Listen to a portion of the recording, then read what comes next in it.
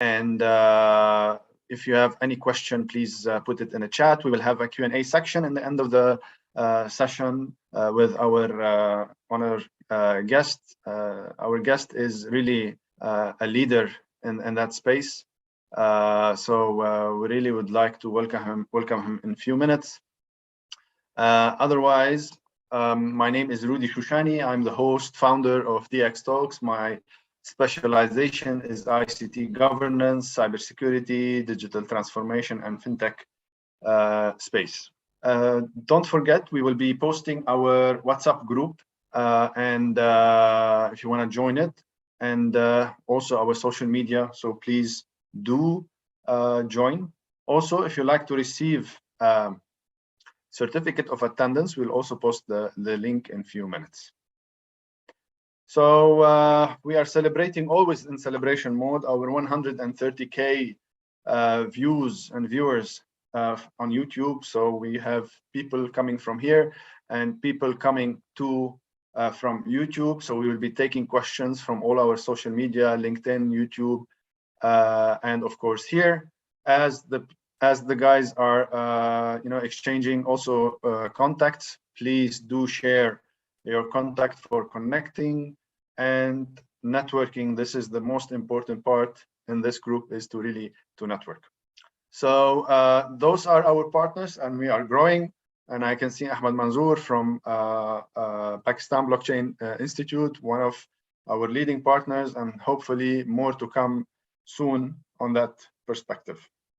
Don't forget, our Crypto Talks Wednesdays is every Wednesday at 6:30 Beirut, 7:30 KSA, 8:30 UAE time, to talk about the latest and greatest what's happening in the world of crypto, blockchain, projects, and the hype, and all of the related news.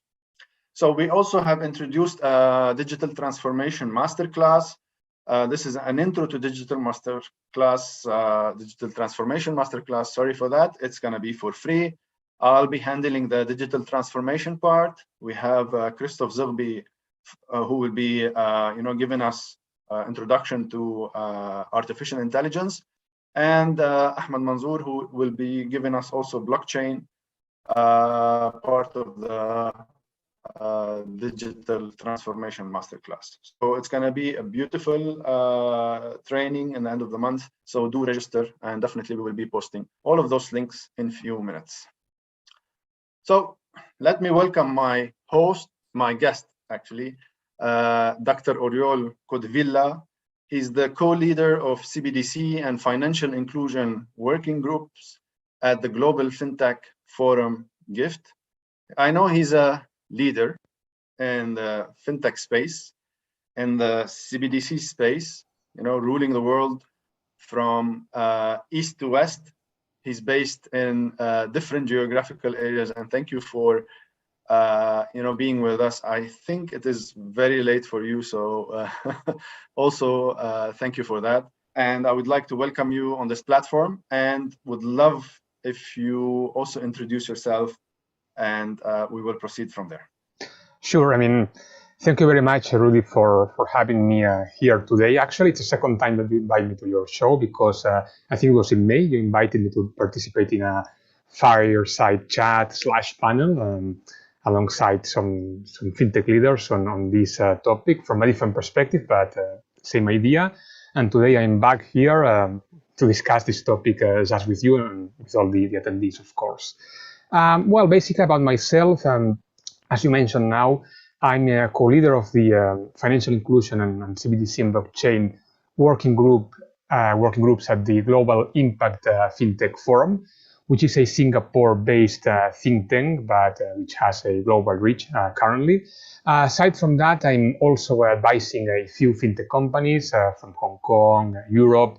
I'm also mentoring startups in several programs, such as, for example, Cyberport in Hong Kong, Tribe in Singapore, R3 in Singapore as well. So I'm quite a few. And then I also hold like several fellow positions in several universities, such as, for example, the Asian Institute of International Financial Law at the University of Hong Kong, Digital Euro Association, Singapore University of Social Sciences, And then well, as you can see on my LinkedIn, I try to keep myself as busy and active as possible by writing as much as possible and participating in as many international conferences as possible. And especially since the pandemic began, now that we can do many more things virtually, I've been participating in over 70 conferences this last few years, talking normally about either blockchain in general or blockchain in banking, or more specifically lately, CBDCs, which is a fascinating topic, and I'm sure that it's going to arise many questions and concerns.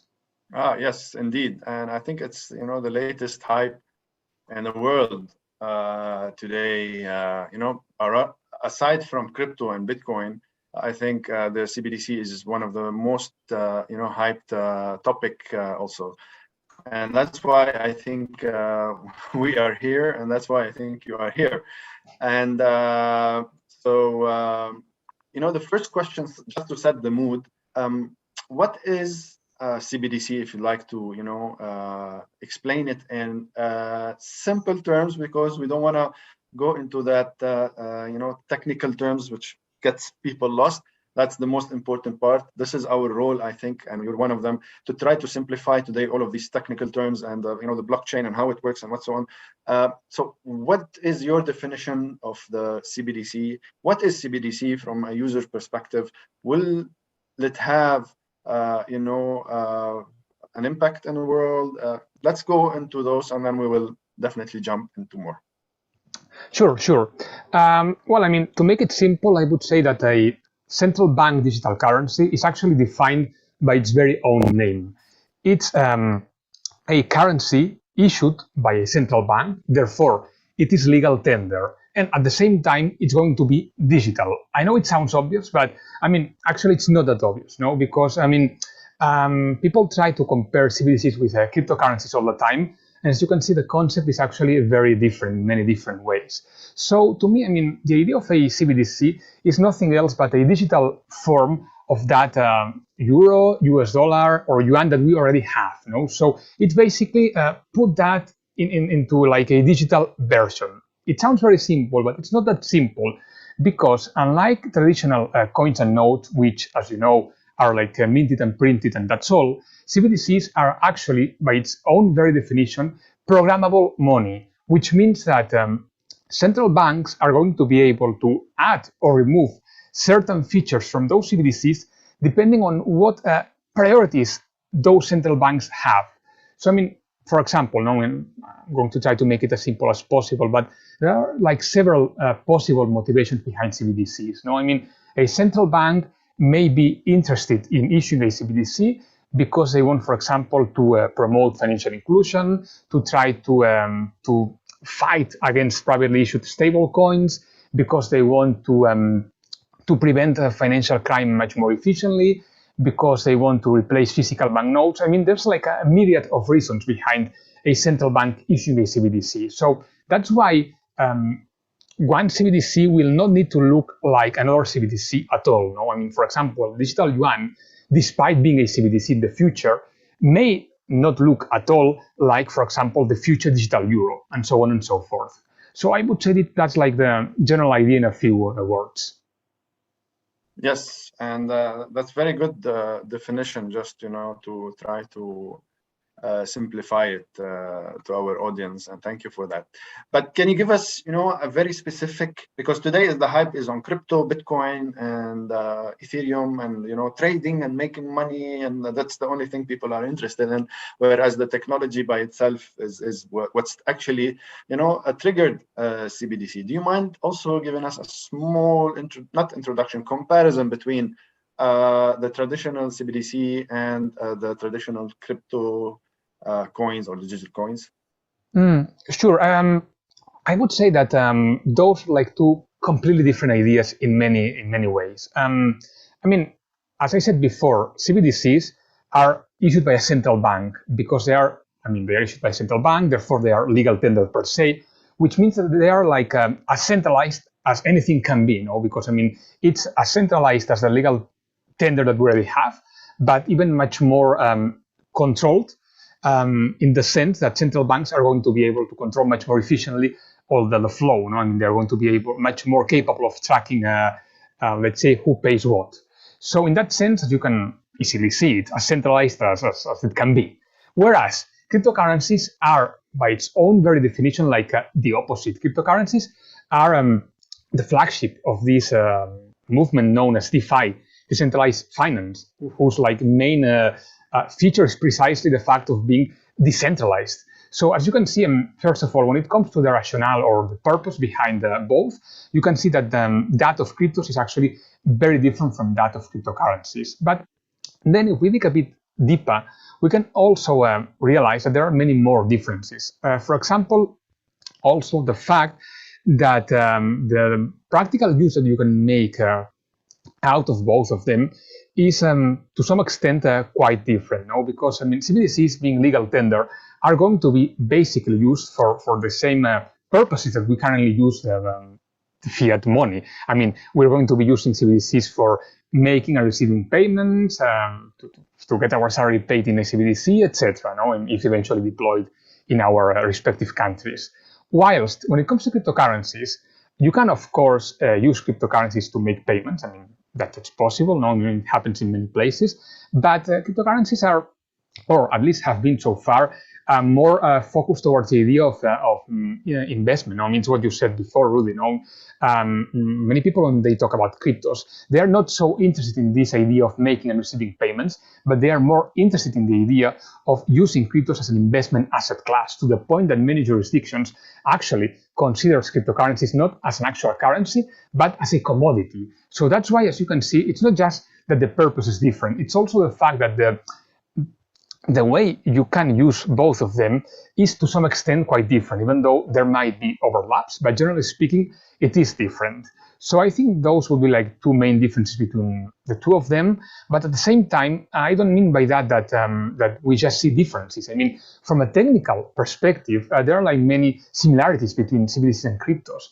And this is so because cryptos existed from before, no? So CBDCs have or are currently trying to adopt some of those features, no? Such as, for example, when it comes to the case of digital yuan, the use of this two-key architecture system to secure transactions. That's something that belongs to the crypto world and has been adopted by the CBDC world. Because technically speaking, there are, of course, similarities. There are areas where CBDCs, or central banks, should I say, try to learn more from the crypto world. So it's not like both of them are like sitting apart. It's nothing like that. No, technically speaking, it's not so different. The difference is more when it comes to what I said before, no, to the rationale behind them, to the purpose, to how you will like normally use each one of them. Even though, of course, as I said before, there are like many caveats, many like things we can like notice and discuss, because I said before that CBDCs are legal tender, etc., while cryptocurrencies are not. But cryptos can be legal tender. No, we saw, for example, El Salvador on September 7, stating and officializing the fact that Bitcoin is their legal tender now. So, of course, what I said is not like set in stone. There are like overlaps and differences, but I think that at least that's a general idea that you should keep in mind. Yeah, thank you for that. I will go into the El Salvador in the end, maybe just a little bit to try to see what did El Salvador do, and that is a financial innovation in the business model or the financial model that they try to adopt. Don't forget to join our WhatsApp group, and also if you want a certificate, we posted the links. And if you are interested into the masterclass of digital transformation, which includes digital transformation, artificial intelligence, and blockchain with our leading trainers from the world, please, it is free. Do join. Take the benefit of it. Let's move on. I started having questions. We will ask them a little bit, going forward. You mentioned digital yuan in your introduction to CBDC. Do you mind telling us about the digital yuan and why so far it is the most or the biggest project and the most hyped project in the world of digital currencies, of CBDCs? Sure. Well, actually, it was thanks to or because of digital yuan that I started to like dig deeper into this CBDC world. Basically, well, because being based in Hong Kong, that made sense to me. So digital yuan, as you said, it's probably like not probably, it's actually the most advanced CBDC project in any advanced or major economy. So it's not going to be the first CBDC issued like in the world, because the Bahamas, for example, in the Caribbean, they issued their own CBDC, the Sand Dollar, last year, over 1 year ago. And there are like other projects and more advanced, such as, for example, Project Bakong in Cambodia. So, I mean, I don't mean by that digital yuan is the first CBDC that is going to become like a reality, but it's going to be the first CBDC belonging to a major economy that it's going to become a reality. So that's what makes digital yuan so important. Because I mean, with all my due respect to any Caribbean country, you cannot compare how important it is like China and when it comes to global trade, and in general when it comes to pretty much everything. So that's why, well, digital yuan is actually a very interesting project in that sense. I think we can learn certain things from digital yuan, but just to some extent. And I said to some extent because, as I said before, one CBDC does not need to look like the other one, in the sense that, as I said as well, digital yuan, for example, will not need to look at all like the future digital euro or digital Canadian dollar or digital US dollar. So that's why we can learn from China's experience, but we need also to learn by doing our own mistakes in the other places. Going back to China, well, I mean, it's not been like something that happened like overnight. I mean, China started to test, well, actually, I should say, to do research on their digital yuan in 2014. And 6 years later, in April 2020, last year, they started to actually test it after 6 years of research. Those tests started last year in 4 cities, and then it was extended to a few more, including the regions of Hong Kong and Macau. The thing about digital yuan is that, well, I mean, it's going to be deployed very soon. Actually, Beijing's idea, which will happen for sure, is to deploy it massively by the Winter Olympic Games in Beijing, which, as you know, are going to take place in Beijing in over 2 months from now. So it's going to become a reality like very, very soon. And I think the thing about CBDCs is that they're somehow going to I'm not going to say alter to, but to become one more key player in all this well, money industry, in all the payments and money. So because it's one player that we didn't like have before, and trying to bring like new interesting ideas and perspectives. So that's why digital yuan might be interesting as a project, and for this idea of being like the first major economy, actually deploying such an interesting project. Yeah, thank you. Very interesting the way you approached it in different perspectives. Let's move on to new maybe terms that are not familiar, and what's happening also on digital euro, Project Aber in UAE and KSA, and also the CBDC bridge. What is a CBDC bridge, or projects related to all of those CBDCs, so that our audience can take even more from the region, what's happening in our region, especially in the GCC. Sure. Well, I mean, there are like many ongoing CBDC projects worldwide. Actually, I normally start by saying, I didn't today, but I normally start by saying that more than 80% of the world's central banks are currently engaged in some kind of work on CBDCs. I don't mean by that 80% of central banks are testing their own CBDCs, but what I mean by that is that 80% of them are at least doing some kind of initial research. In some cases, that process is much more advanced, like, for example, China. In other cases, it's just an initial research, and it's going to take them like many years to complete, if they eventually do. But I think it is interesting to see so many central banks eager to learn more about this topic, even if they eventually will not deploy it, because we don't know how many will actually deploy it. But seeing so much interest is something that we must well, pay attention to. Out of these projects, I mean, we could like talk about like so many.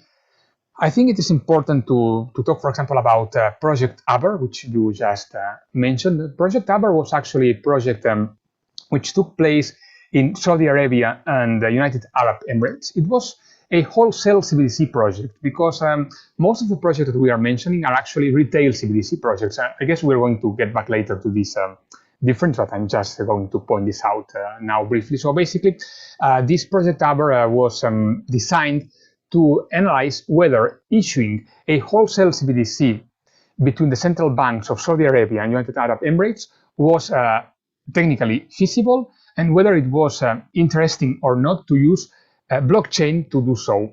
That project was started in early 2019, and the final report was published exactly 1 year ago, on November 30, 2020. And it is interesting to read that report. It's a 100-page report where both central banks analyzed well, how they did it, what they expected to get from that project, etc. And well, I mean, to make it as short as possible, basically the idea was what we said, not to try to test a wholesale CBDC between both central banks, and to make those tests much more effective. Each country added 3 commercial banks to the Aber ecosystem. So in total, we were talking about the central banks of both countries plus 3 commercial banks from Saudi Arabia and 3 commercial banks from the United Arab Emirates.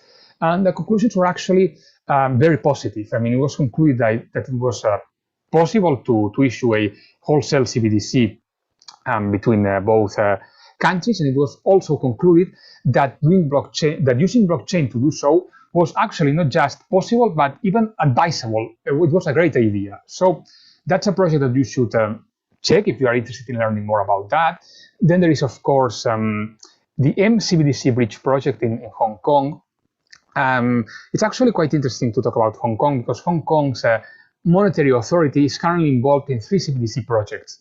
They are testing the digital yuan, China's digital yuan. They are also analyzing the idea of potentially studying an electronic Hong Kong dollar in the future. And then in third place, they are part of this CBDC Bridge project, which actually involves not just Hong Kong's monetary authority, but also the People's Bank of China, the Central Bank of Thailand, and the Central Bank of the United Arab Emirates. So it's a wholesale CBDC project involving those 4 central banks, which is what makes it much more interesting in order to analyze basically things about making payments much more seamless and efficient. And one more project, of course, is that one that you mentioned now, the digital euro. It's taken a while for Europe to decide whether they wanted or not to engage on this idea of issuing a CBDC, but it was finally decided that they would be working towards this idea. And they are about to start the test phase, which is going to last, in theory, they were talking about 2/3 years, but I mean, it might be true that they may pull it off in such a short period of time, but looking at how many years it took China to actually get there, I think that more realistically, we should be talking about 4 or 5 years at least. 4 or 5 years. I think they were going to be outdated. Isn't that, always a question that is being asked? Because I've seen also on the Bank of England side some news also that they are also starting. They are, and while China is being a leader, even the Middle East is trying to disrupt this ways. We have the Caribbean also working on different projects, and other world countries also, much further. Or Cambodia, for example. Yes. Yeah. What do you think about this? Being late in the game, or it doesn't matter later on? Everything will be fine-tuned across everybody, or it has to be one global system for it to be effective? No, it matters. It matters very much actually to be late. I think that once again the West has reacted a bit too slow. I mean, it's not that you need to be first. No, I mean, you are free to work on your CBDC and deploy it in your own country whenever you want. But you are kind of missing the point if you are late, because first of all, one of the reasons behind certain countries when studying and deploying a CBDC is to try to fight especially stable coins. I don't think that CBDCs, as I said before, can compete with cryptocurrencies, because with general cryptos, because we're talking about two very different concepts. However, when it comes to stable coins, well, I mean, we can see like a clear overlap between CBDCs and stable coins when it comes to the idea. So I think that if the intention that some central banks have is to try to not fight against, but at least try to block a bit privately issued stable coins, it doesn't make any sense if your CBDC arrives, let's say, in 4, 5, 6, 7 years from today, because stable coins are already here. So, I mean, it's definitely too slow in that sense. And then I think that there is one more reason to be concerned when it comes, for example, to what other uses you may give to your CBDC. No, I mean, internally, it is clear that you can use your CBDC to make payments much more efficient and for many more purposes, as I said before. But aside from that, there is one more objective that CBDCs may try to reach, and that one is to try to increase a certain currency's role in international trade. Let's look at China, for example. We all know that China is about to become, in a few years from now, the world's #1 economy, etc. But one of China's problems when it comes at least to its currency has been that the RMB, the yuan, has never managed to fight the dominance of the US dollar in any possible way. And that's so because, unlike the US dollar, the yuan is a non-convertible currency. So one of the reasons why China has been so active and so eager to promote their digital yuan is precisely to try to some extent, fight this dominance of the US dollar and to try to convert some of those US dollar denominated transactions in international trade into RMB denominated ones. That's not going to happen overnight if it happens. I mean, I don't mean by that that the yuan is going to become the world's #1 currency. It's not going to be like that. It takes time. But we can see that this is one of China's main intentions. I mean, we saw, for example, China's central bank signing a joint venture with SWIFT in February with the goal of internationalizing the yuan. We also saw China starting to test the digital yuan in Hong Kong and Macau for cross-border payments. And we saw China creating this very interesting blockchain service network platform, BSN, which may serve in the future as a way to try to create some kind of interoperability between CBDCs. We also saw China, for example, signing free trade agreements like the RCEP, which or increasing the importance of the Belt and Road Initiative, which are going to create, to some extent, huge free trade areas where China is going to be able to try to deploy their digital yuan for cross-border payments. So being late matters. It matters if the US dollar is like the last one to arrive. And actually, it will be like one of the last ones because the US is actually much more behind than even Europe, no? So it may matter. I don't mean by that that China's yuan is going to become like the #1 currency like overnight or anything like that. It's not like that necessarily, but it matters to some extent to be fast. And I think that perhaps certain countries should have started before, but of course, as I said before, it depends on each country's like policies and interests to decide whether to do it or not.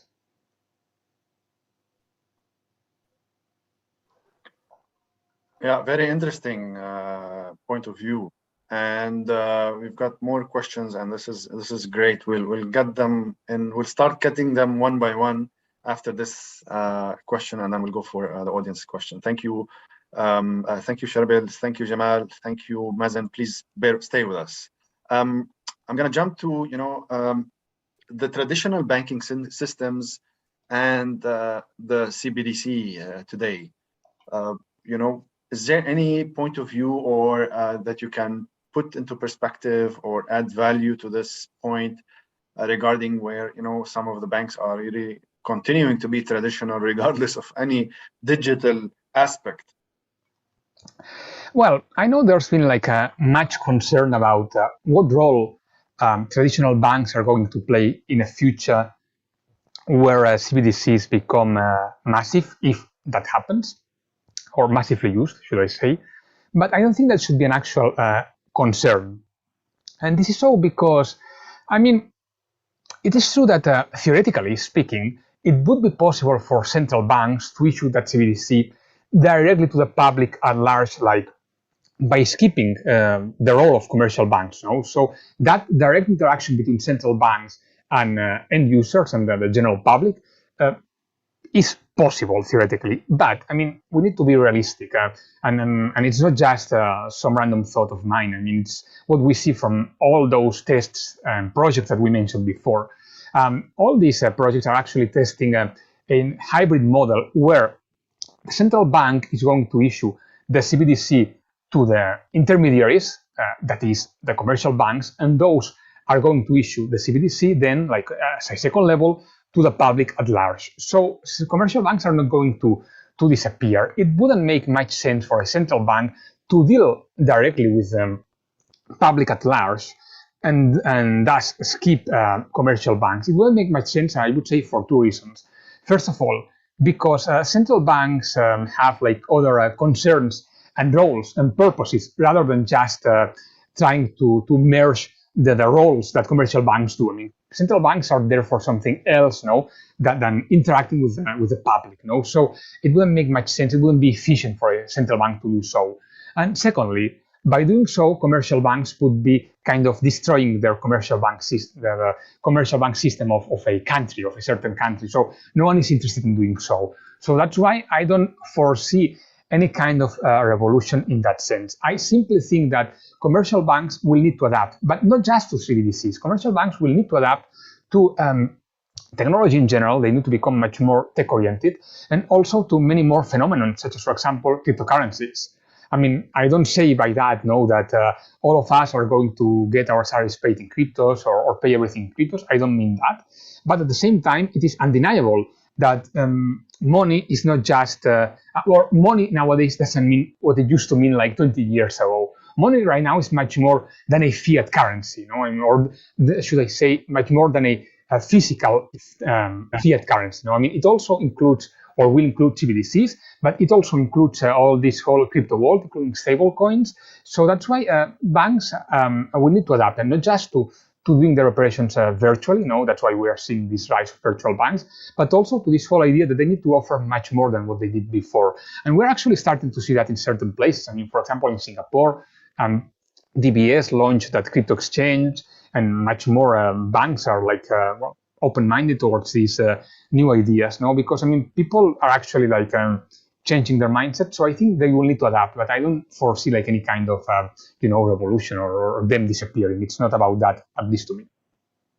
Yeah, thank you for that. And I think you're in a position, geographically at least, other than the networking and the network you are in, and the position that you are in, is privileged to see what's happening in the world. So let me take my first question.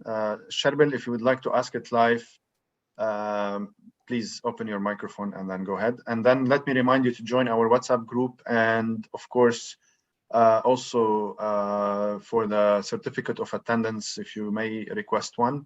And also regarding our Intro to Master Digital Transformation workshop, which is free, happening on the 30th of November. So Sherbil, if you don't mind opening your mic.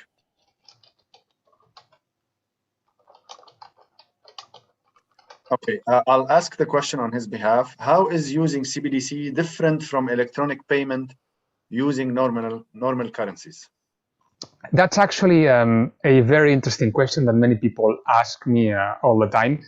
I mean, I get your thoughts. I mean, you might be wondering, like, if my salary gets paid to my bank account, like electronically or virtually, if I make most of my payments, like e-commerce payments or whatever, using my credit card, but without like ever or not often using coins or notes, I mean, how is CBDC going to be different to that? I mean, many people ask me, like, aren't we like to some extent already using CBDCs?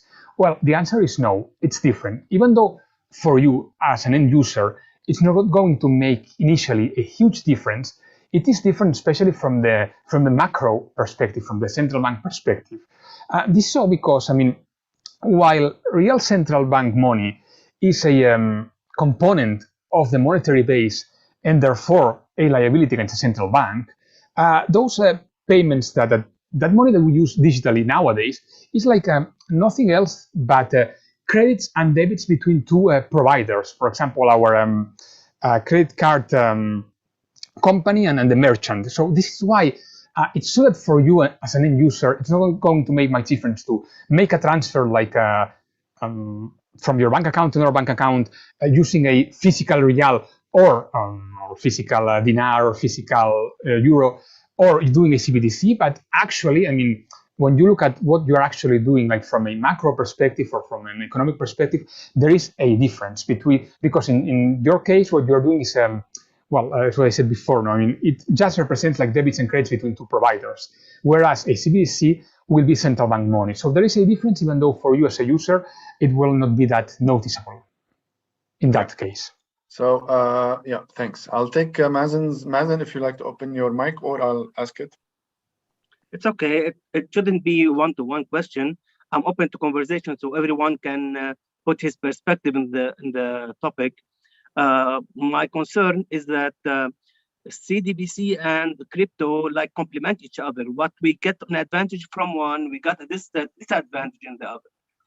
And the main concern in our country now, we are living a current crisis in rates and conversion rates. What is the implication, and how can we protect our local currency in this perspective instead of dollarization and going into the stream of really to bypassing and killing our local currency? This is the first topic. The second topic is purely legal. So what we gain in DeFi, we are losing in centralized central bank digital currency, in terms that the central banks have legislation that can protect people, especially when we are losing our money in Lebanon, and people are in fear, and people who are enthusiastic about this issue are waiting for some legislations to gain some of their belongings and deposits. So if we rely on central banks to protect us with legislations and something like that, we lose really in decentralization.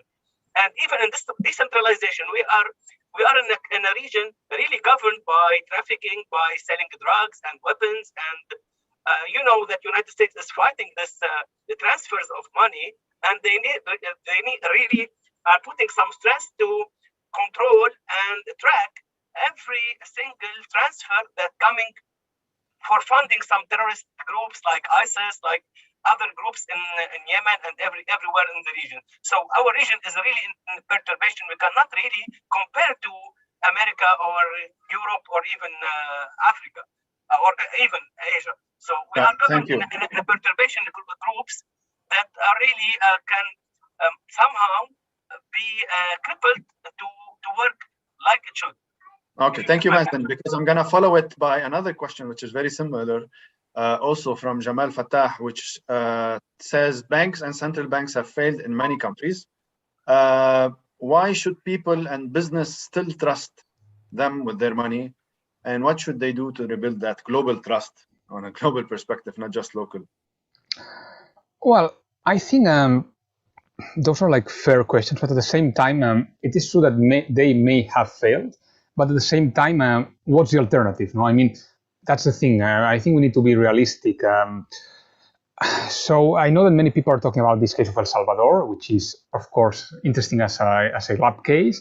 But at the same time, you cannot forget that El Salvador lacked any kind of monetary policy whatsoever before. I mean, their monetary policy was practically non-existent. It was a huge mess. So that's why, I mean, trying to make this kind of experiments, it's kind of easier in a place like El Salvador compared to, for example, let's say, I don't know, if any like country from the West or East Asia were about to do the same. No? So that's why we need to look like on a case-by-case basis. I mean, generally speaking, I don't think that CBDCs are like designed to make people regain any kind of trust towards the financial system. No, I mean, I think that that's something that takes time and much more than a CBDC. No, for some people, I think CBDCs may make payments more efficient, and I mean, and they may promote financial inclusion. As I said before, there are like many advantages, no, that CBDCs may have. But I mean, rebuilding the trust towards the financial system, that's something that takes time, and of course, it depends on every country, because as you were saying before, the circumstances, geopolitically speaking, from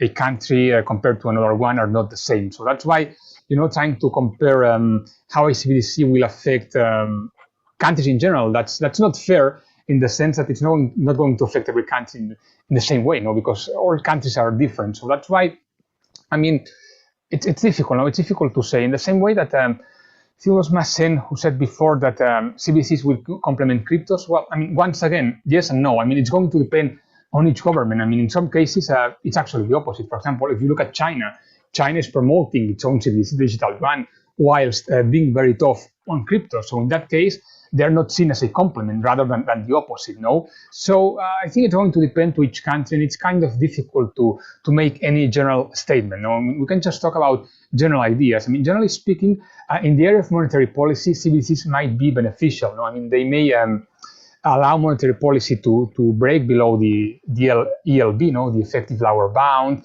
and I mean, it's going to potentially bring benefits to the area of monetary policy. But once again, it's going to depend on how effectively each country implements its own CBDC, and also, of course, on each country's previous circumstances. Because I mean, in certain countries, which depending on their circumstances, like countries in war or whatever reason, well, I mean, those cases, of course, it's much more difficult. It's much more difficult to try to like create new systems of payment if there is like such an underlying issue. So you need to go like more on a case-by-case basis, I would say. Yeah, that's where there's a standard technology there, but there's no standard implementation and use case. Exactly. Because every country has its own, proprietary rules, regulations, situation.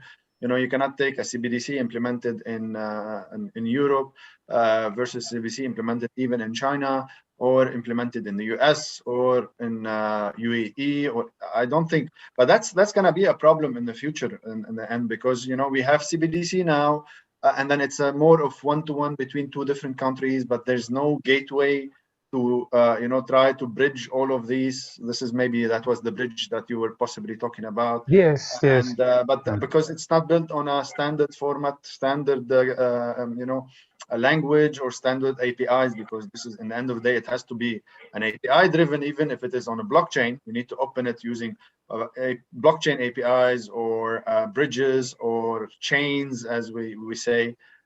So it's going to be really tough having a standard way of implementation in the future.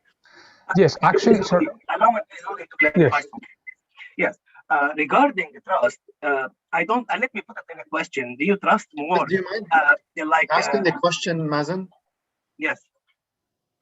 The question I'm gonna put it's first about the trust, that you can trust the legislation of people you really elected. Now, I'm not talking about Lebanon, of course, because we have this matter of trust. But worldwide, people are more tend more to trust the central bank of the people who have elected. They have deputies where they can influence more than some crypto world that is really obscure.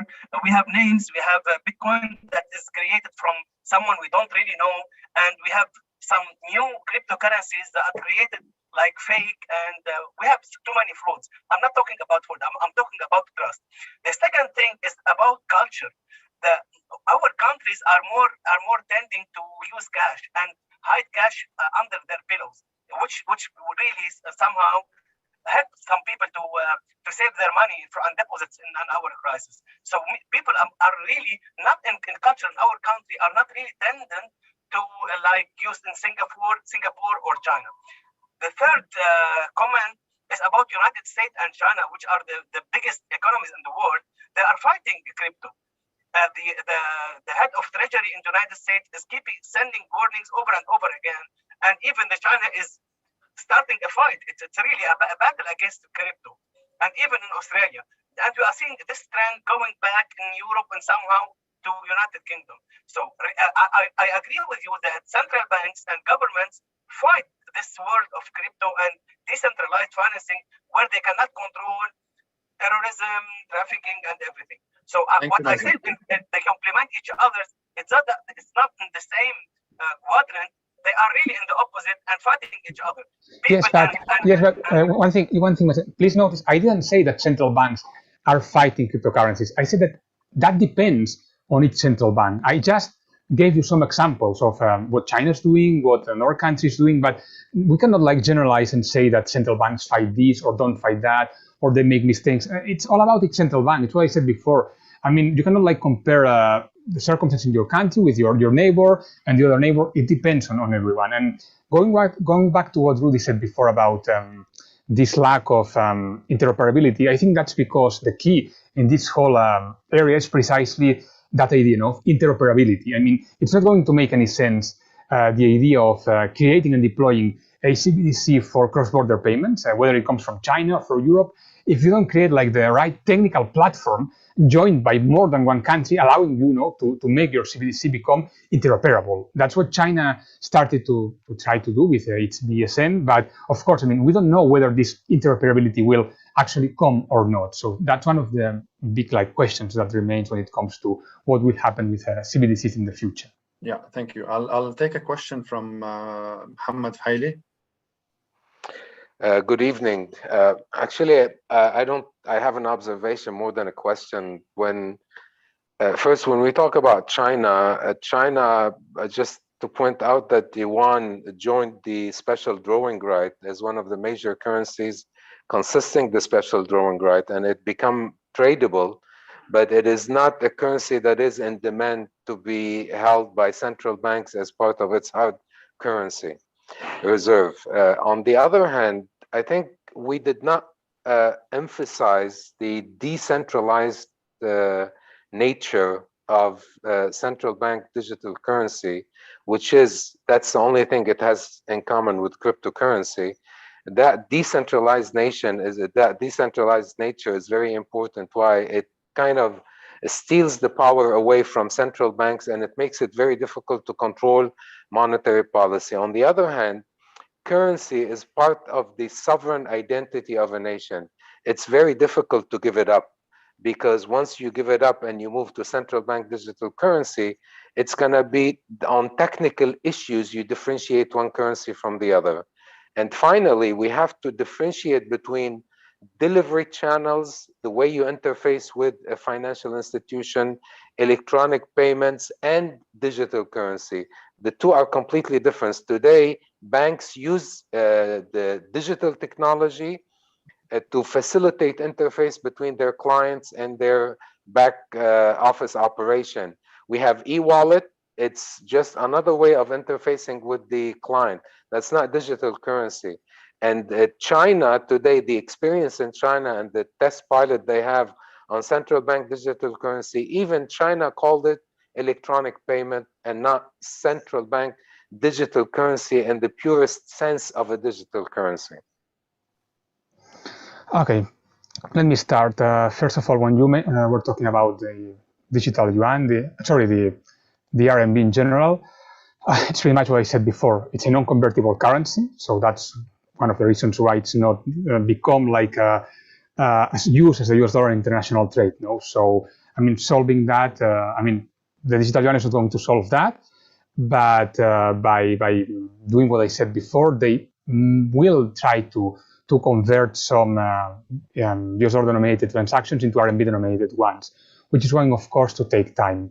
But then I agree with you as well when you mentioned that well, giving away a currency is giving away power. That part is fine by me, but I don't agree when you mentioned that CBDCs are decentralized. No, I mean, you said something about the idea of CBDCs and decentralization, and it's not actually like that. I mean, CBDCs are going to be centralized. They are going to be issued by a central bank.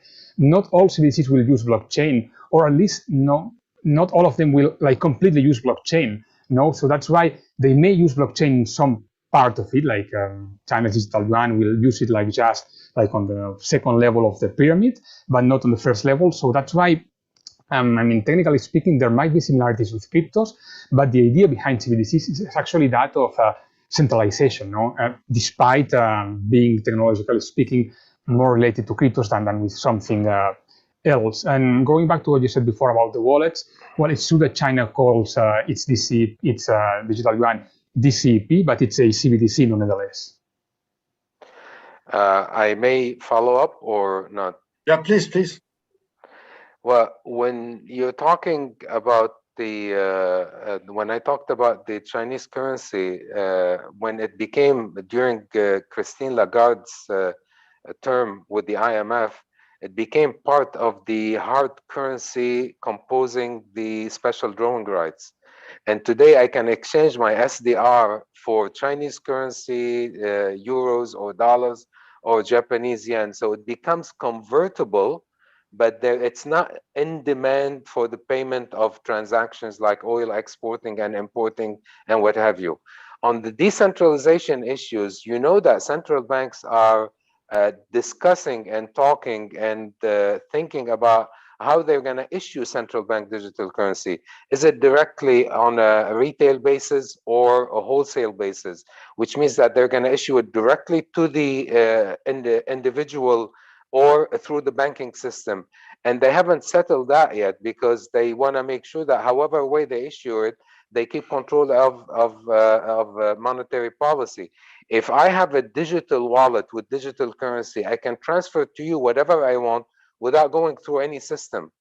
And this is, and you know that the Swedish central bank experimented with digital currency using distributed ledger technology, and their experiment failed. And that was back in 1997, if I'm not mistaken. I'm done. Thank you. Okay, thank you. Well, yeah, about the RMB, it's pretty much what we said. I mean, yes, it's true what you mentioned now about the IMF and Lagarde, but I mean, in practice, it is what it is. And I'm following the second part where you talked about CBDCs. Well, I mean, it's true that central banks are still deciding what to do. No, I mean, that's the key point here. I mean, it's what I said before. No, I mean, unlike China, which is more advanced than other countries, in most other countries, it's still like a project. I mean, in Europe, we didn't like even start to test it. Same idea applies to many other countries. So that's why what CBDCs will be in the end, or how they will like be effectively like deployed, we cannot like know it for sure, no, because it's still something like very like it's still at a very like nascent or initial stage. The infancy stage. Exactly. Yeah, yeah. That's where, you know, we're there to discover, I think, same as Bitcoins and same as the crypto coins, even though, you know, they are a bit older somehow on the technology of CBDCs, regardless there was previous trials. Even, you know, the Bitcoin itself dates back also to the 90s, where some technology about decentralized DLTs and so on also talks about it. But it was not used or as a financial tool until the 2008-2009 with Satoshi. Let's take the last questions, if you may, from Ahmed Manzoor. Is there a framework available for transforming towards CBDCs? Are you aware of any? Like, you mean an international framework, or? Yeah, they should have. I think the BIS published something related to blockchain, if I'm not mistaken. Yes, I mean, the BIS has been like publishing on this topic, on this idea, some papers, some reports. I mean, there is that, but there is no actual framework, you know. I mean, because it's still something that it's still like at an infant stage, you know, as I said before. So it pretty much depends on its central bank. So there are like some reports, you know, by the BIS basically, and exploring, you know, these kind of ideas, and some like initial attempts to create some systems that will facilitate interoperability, such as Chinese BSN and others. But it's still like too early. You know, we are still at a too early stage to actually talk about any kind of framework. I mean, because like in actuality, only the Bahamas actually deploy their own CBDC, and then, well, there are other projects like Bakong in Cambodia, no. But I mean, it's still too early to have like any actual framework. We have like some hints, like those BIS reports and some attempts to create interoperability systems, but that's all for now. Yes, it's gonna take some time. Even you know, we are living the age of open banking, and you know, the frameworks are still somehow lost. If we go to Europe, Payment Service Directive doesn't have, you know, it's a framework, but it's not a framework where it gives you all the details. So it's still up to interpretations. And those are, 15, 16 years old directives. I'm going to take the last two questions. Yeah, if you have any comment before we continue. No. Yeah, Please go I'm ahead. going to take from Iftikhar, which is, do you think each country will have their own decentralized digital currency in a near compared to adopting regional currencies such as euros? I think we did answer this somehow in our replies. Would like to hear your comments or opinion about Nigeria INARA digital coin. Well, actually, I think it's very interesting, no, because well, it's the first project of this kind that we see in sub-Saharan Africa, and I think that, at least to me, one of the main advantages or use cases for CBDCs are in those areas whose unbanked population is higher, because it's true that in Europe a CBDC may be interesting, may make a difference to some extent, but I don't think it's going to be maybe that life-changing compared to what kind of benefits CBDCs may bring to countries or areas like Sub-Saharan Africa, the Indian subcontinent, India, Pakistan, Bangladesh. It's, I think, Indonesia as well, Philippines. It's in these kind of countries where the lack of financial inclusion is a big issue, where CBDCs, to me, can actually play even like a bigger role. And that's why, well, I mean, seeing like the first, or at least the most advanced CBDC, project or reality, in Sub-Saharan Africa is something that I found very interesting, and I actually think that other governments in the area should try to follow Nigeria's lead and work towards their own CBDCs as well, because it may actually make a huge difference. Because in many African countries, and same as it happens in India or Pakistan, the issue is not so much about people lacking technology, because to some extent, I mean, many people may own like smartphones or laptops. No, I mean, what they lack sometimes is, access to a physical bank branch, etc. So I think it's in those areas where financial inclusion is a bigger issue, where this idea might be like even more interesting. So I think it's something great to see a CBDC project in there, and I actually think that this should encourage the neighboring countries to follow Nigeria's lead. Do you think so far it has been successful, or it is also facing some challenges? You mean in Nigeria? Yeah.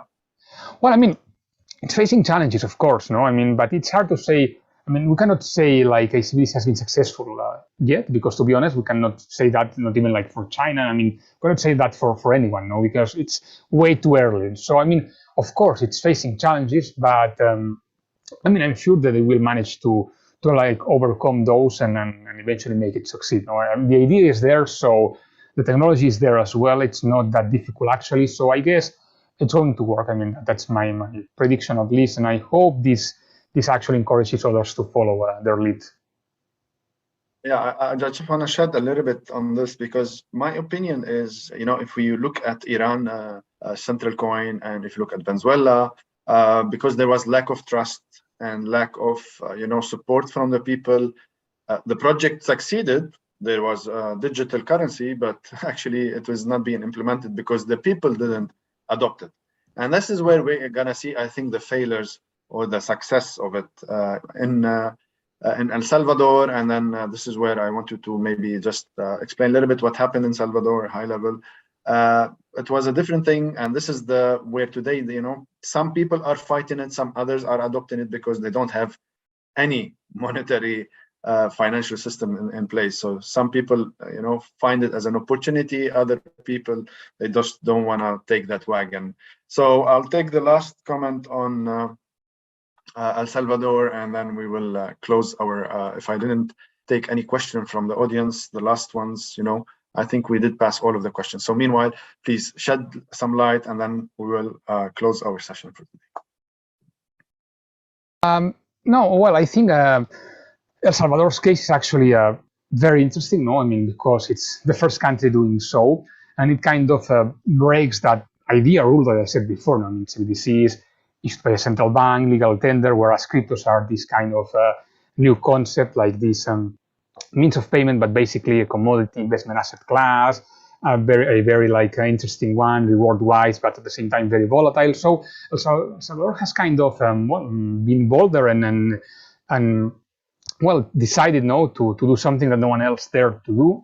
I think it is interesting. I also think that it's way too early to know for sure how this experiment will go, because Bitcoin became legal tender in El Salvador on September 7th, so we are talking about less than 3 months ago. I mean, it's way too early. I actually read yesterday that El Salvador's president, Nayib Bukele, announced that they would be creating as well a Bitcoin city, basically a city by a volcano, I think, where practically no taxes would exist in there. There would be no taxes aside from a minor one. So, I mean, it's interesting to see them trying to do that, but we need to think as well that what El Salvador is doing might not be that feasible for every country, because as we said before, El Salvador practically lacked any kind of monetary policy whatsoever. So that's what makes it kind of easier to try to be so bold in a place that monetary policy-wise was so bad. So I mean, others may try that as well if they are in a similar situation, but I mean, if you are like a country with not so many troubles from a monetary policy perspective, it is much more risky. And I think that the main risk comes from the fact that Bitcoin is very volatile. So making something as volatile as Bitcoin become your legal tender is actually, or will be, challenging. But I mean, they try to do so. They are bold enough. So we need to keep like waiting and seeing what they do and how they do it. But I mean, it is interesting. I mean, an experiment. I think, leaving El Salvador aside, though, I think that one interesting thing from this case in El Salvador is that regardless of whether you want to make Bitcoin legal tender or not, is the idea that cryptocurrencies have actually true potential when it comes to promoting financial inclusion. I mean, I think that's undeniable. I mean, maybe you don't need to make Bitcoin or cryptos in general become legal tender in your country, because that's much more risky. Maybe you don't need to get to that point, I don't know. But acknowledging that cryptocurrencies may work towards promoting financial inclusion is actually something very interesting, even though CBDCs may play a role in that area as well, same as virtual banking. So that's what makes this whole area so fascinating, because it keeps changing and you need to keep track of that. And it's something that I mean, it changes so fast that it's actually exciting. Yeah. Thank you for that. Just if you have last words before we close our session, and thank you again for being here. I know it's very late for you, but we'll try to thank you for that. Please go ahead. Yeah, I have an observation only about El Salvador. Yes. I think the making the Bitcoin as a legal tender was made kind of an executive order, more than after a thorough and an objective study by the monetary authority to do so. And it was an attempt to regulate Bitcoins, nothing more than that. And I think, and I agree with your guest in the sense that I think the El Salvadorian experience is bound to fail, because it was not built on solid ground from a monetary policy perspective. Yes, no, actually, I fully agree with you. I mean, you need to keep in mind that things in central countries in Central America, such as, for example, El Salvador, work a bit differently, compared to other countries. So, I mean, it's pretty much what you said. It's not like we're talking about a country, whose government thoroughly analyzed what it implied, and then they decided to go ahead, to move forward with that. It's not exactly like that. It was more like it was a bold move, but at the same time, a kind of desperate move, because their situation was what it was. So that's why El Salvador case is interesting, but we cannot assume that just because it failed or succeeded in the future, it needs to be like that in any country. I mean, I think that if deploying a CBDC takes so many efforts and time, making Bitcoin become your legal tender, it's actually much worse than that, because you are actually making a cryptocurrency not controlled by your central bank and very volatile become your legal tender. So, I mean, that's, to me, only thinkable of in a country which things work differently and which is in a different situation. I don't think that an example like applicable to any country, like in any situation. Even though, of course, like the benefits that I think that maybe what this example in El Salvador will show us is that cryptocurrencies may play a role in promoting financial inclusion. I mean, well, we know that certain people say that, and I agree with them. No, I mean, in that area, yes, it is true that cryptos may play a role, but when it comes to becoming legal tender and doing certain things, well, you need to be much more careful in that area. Yeah, thank you. And if you just put the last words, and then we conclude our session today. Well, first of all, thank you very much for having me here today. No, I mean, it's been a pleasure. And then I'm just going to conclude by saying that central bank digital currencies are going to be one more element of this future of money. This future of money is not going to involve anymore just the physical notes and coins that we had before. It's going to be much more than that. No, I mean, it's going to be, to me at least, I think, this complex ecosystem where CBDCs and physical notes and cryptos even will coexist to some extent. No? To what extent it's going to depend, well, I mean, on the citizens, of course, because if a citizen doesn't want to stop using coins and notes, the physical ones, well, then, I mean, things might not change that much, but it's also going to depend on the governments, on central banks. It's going to depend on how they regulate it, on many things, but still, the idea is that one. No? I mean, the future of money is going to be much more diverse. It's going to include many more elements. And in general, traditional banks, commercial banks, the incumbents will need to adapt. I mean, many of them are doing so, and those which are not doing so will need to do it. Otherwise, they may risk being left behind. Yeah, I'm just going to share a final website in the chat, which is in case you want to know more about CBDC and track them, what's happening in the world, where are implementation. It's called cbdctracker.org. So it's there in the chat. So if you want to look out and follow up on the projects and so on. I'm gonna say thank you, Dr. Oriol. It was a pleasure having you on this platform, and you have a lot of value being here, and being a leader in those technologies, and especially I think you are living in the eye of that technology today in Asia. And thank you again for being here. So I'm just gonna share my screen and just remind you that Wednesday we have Crypto Talks Wednesdays, the usual part of our Crypto Talks with Tay. Last week we had a great guest from Polkadot, and also the head of the metaverse. There's a lot of metaverses today, and it's a very hyped world. So if you want to check out the previous session on YouTube, please check it out. And don't forget the digital transformation masterclass, or intro to masterclass. Again, it's free. I'll be heading the digital transformation. Christoph Zaubi will be artificial intelligence, and Ahmed Manzour will be about the blockchain. In our beliefs, those three, there's more, but those three are the technologies of the future. So make sure you subscribe and you register and you attend those trainings, of course, because these are very important. So it's on 30th of November. With that, I would like to thank everybody who attended this session. It was really much, interesting. Thank you, Dr. Oriol, for making it, more interesting, I guess, with the audience and the topic. Thank you. My pleasure. Thank you, and see you soon. And hopefully we will, see you Wednesday first, and hopefully we'll see you within the next couple of weeks with another session. And from here on, thank you. Thank you. Goodbye.